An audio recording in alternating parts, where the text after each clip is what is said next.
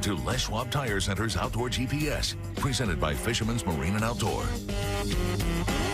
Good morning, everyone. I'm Owen Hayes. You're watching Les Schwab Tire Center's Outdoor GPS, presented to you by Fisherman's Marine and Outdoor. Today, we've got a special show lined up for you.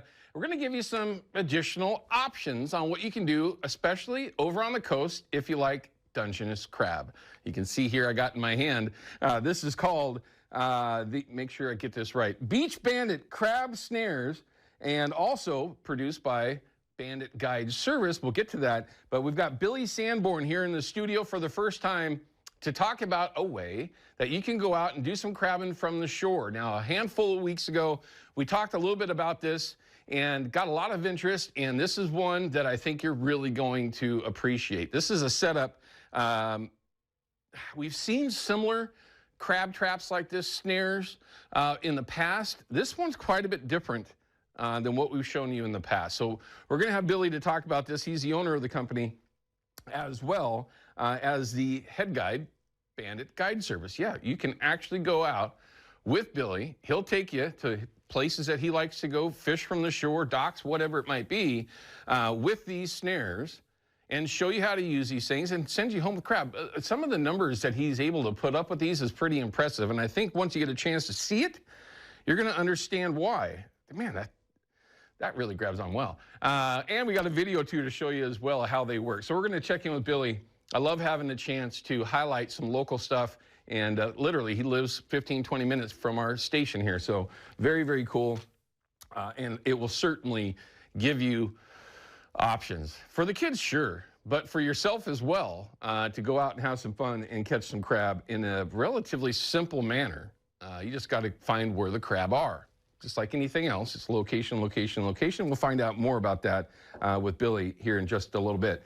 If you've been sending photos in, pay attention. We got a ton of them that we're going to be showing today. I think we've got like 10 photos, video or two to show as well, so we're going to be doing that. If you've been sending those photos in, just pay attention. It takes a week or two for them to come up, so if it's been that long for you, you might see it today. And also, we'd love to hear from you. We've got some time. It is called the North American Metals Hotline, and if you got questions, comments, reports, or if you might want to contribute to our Chevy Silverado Tech Tip of the Week, we'd love to hear from you. So don't be shy. Call us up. It's one of the funnest ways to communicate is on live television, right? Maybe some of you have done that. Maybe some of you haven't. But in that tech tip, it was really an interesting, it started out as a comment and then it turned into a question from one of our Facebook fans. And it was about fishing on small rivers for big Chinook right now.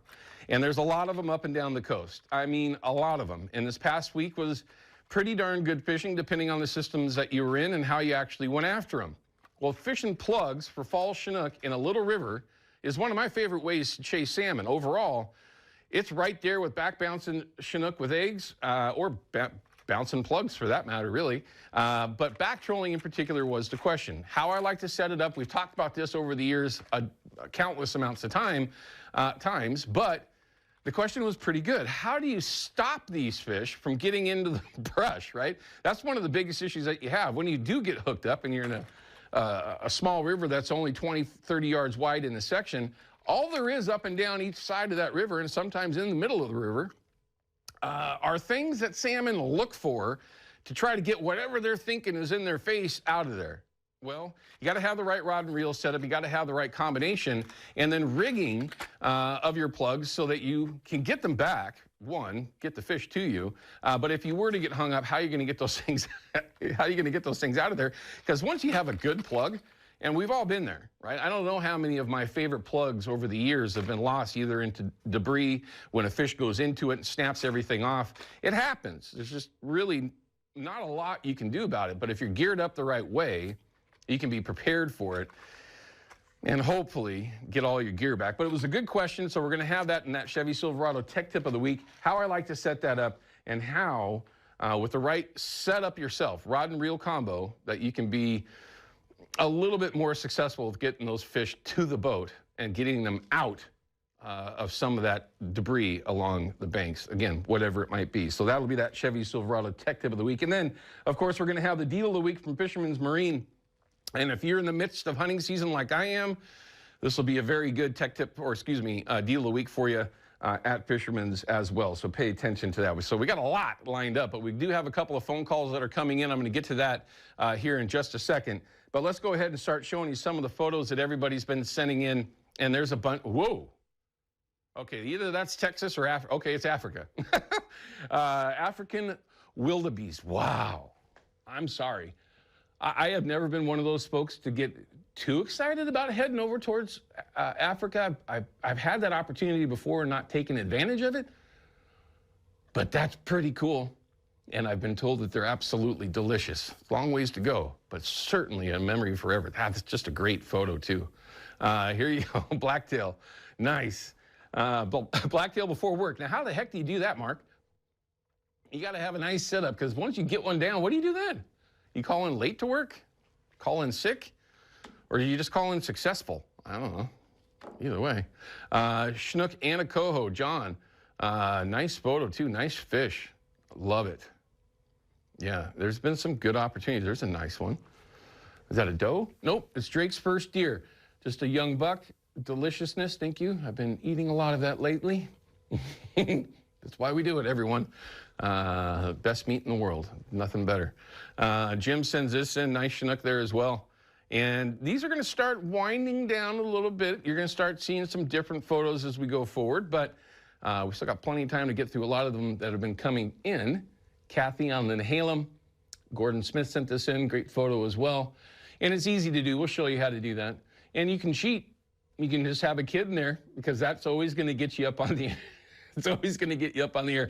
Ryan, how many photos do you actually get that you're like, no, we're not going to show that one? But this one, of course, made it in. Haley, congratulations on a great one. Another nice photo. Peter, nicely done. Upper Columbia Chinook. And we actually have an update that we're going to either get to today or tomorrow about the upcoming retention fishery on the Columbia above Bonneville, but that's for a different discussion. Nice fish, too. Nice steelhead right there. I think that's a steelhead. Looks like a steelhead. Well done. That's right around the corner. It's the one thing that's got me excited other than chasing birds right now. Zoe's first salmon. We love showing these photos off. All these times that we get the chance to show the photos of somebody's first, pretty impressive. It only happens once, and especially when they're a nice one like that. Very, very cool. Here's a video for everyone. Rose Davis sent this in. And yeah, that's up on the Upper Columbia. Oh, fish jumping right there. It's like the mouth will click at that. Yeah, beautiful up there. When the water's flat like that, take advantage of it. I bet you they're heading back in because they were able to get their fish. Nice video. And the easiest way to do it, there's a number of ways to send photos and video if you'd like, but the easiest is that Fox 12 app.